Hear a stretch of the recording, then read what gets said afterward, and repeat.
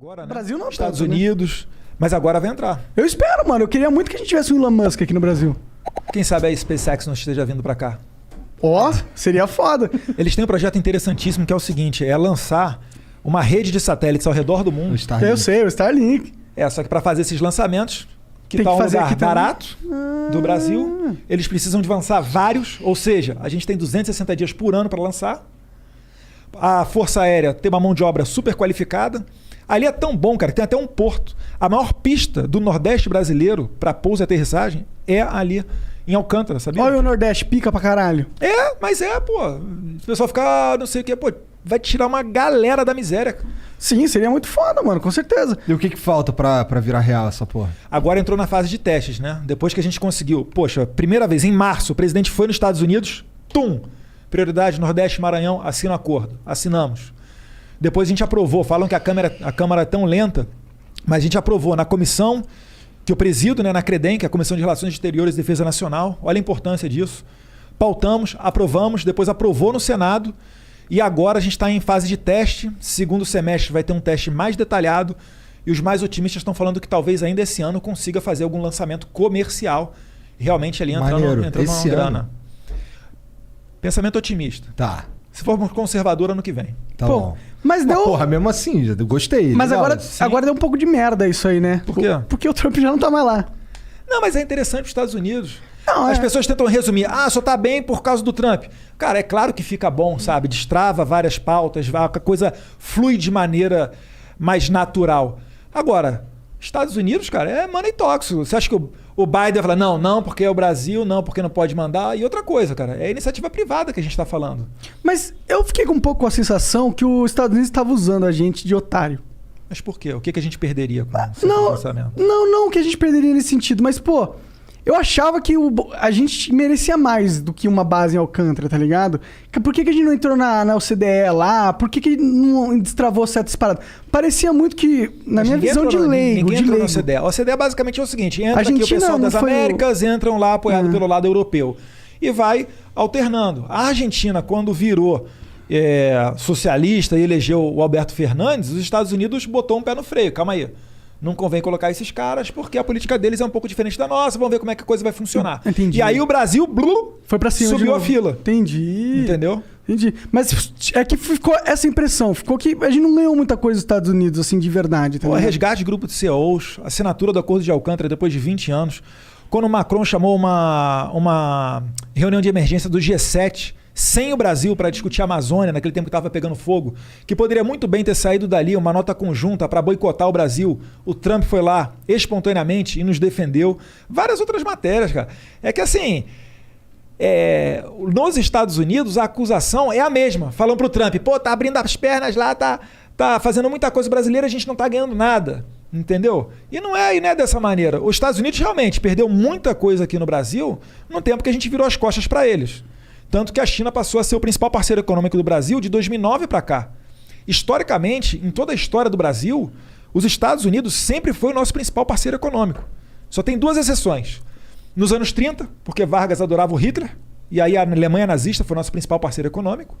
E depois agora, de 2009 para cá, com a China, que é um grande player, que é um grande ator internacional, mas foi por razões ideológicas. Quando Jair Bolsonaro foi eleito em 2018... proativamente eu fiz uma viagem lá para os Estados Unidos e fui falar com o pessoal de mercado, comércio, câmaras internacionais, foi em Nova York, Washington e Miami. E eles basicamente todos falavam a mesma coisa. Falavam, Eduardo, olha só, é bacana você ter vindo aqui, sabe? Tá dando um recado interessante, o Brasil e tal. Mas por que vocês não vieram antes? Por que vocês não anunciavam, enfim, programas de privatização? Por que vocês não vinham aqui e davam atenção pra gente? Porque aqui tem gente de dinheiro. E os Estados Unidos é muito semelhante ao Brasil, que em termos de democracia, liberdade, ou pelo menos era até pouco tempo atrás, né? E, enfim, era uma crítica que eles faziam. Por que era? O que se perdeu? Não peguei isso. É que, na verdade, virava-se as costas. O pessoal Tá de puto porque esquerda... prenderam o Daniel Silveira. É foda, né? Mas, enfim, voltando ao tema. Porque virava as costas para os Estados Unidos e privilegiava a relação com a China, o que não está errado. A China tem muita oportunidade para ser aproveitada. Só que a China, por quê? Porque a China é liderada pelo Partido Comunista. Assim como privilegiava com a Venezuela, por quê? Porque é o Maduro bolivariano. Assim como era com com Cuba, por causa dos irmãos Raul e Fidel Castro. E Mas assim o seu por argumento diante. é que seria que o Brasil tem que ter uma relação institucional com esses países, não por ideologia. Sim. Mas tem que ter com institucional com a China. Não dá pra você fechar a cara pra China. Claro. Não, a China... 80% da soja que a gente exporta vai pra China. E deve ser difícil, né? Porque, imagino, a China realmente tem uns problemas no sentido que eles têm um governo ditatorial.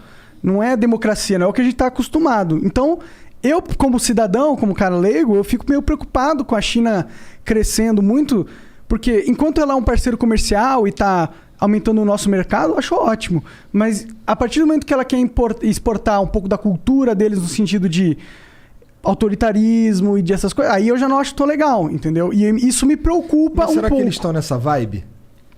Cara, eu não confio em ninguém com poder absoluto.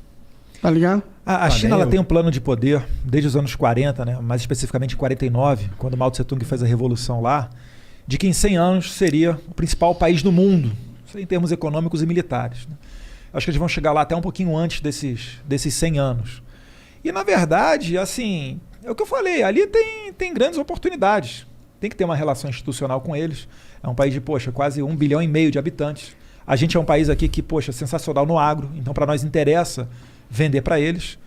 Agora, é só manter a nossa independência, não é chegar, por exemplo, agora e querer colocar goela abaixo qualquer tipo de política com relação ao Covid, nos ameaçando com relação à compra ou não dos nossos produtos agrícolas. Não estou falando que eles estão fazendo isso, tá?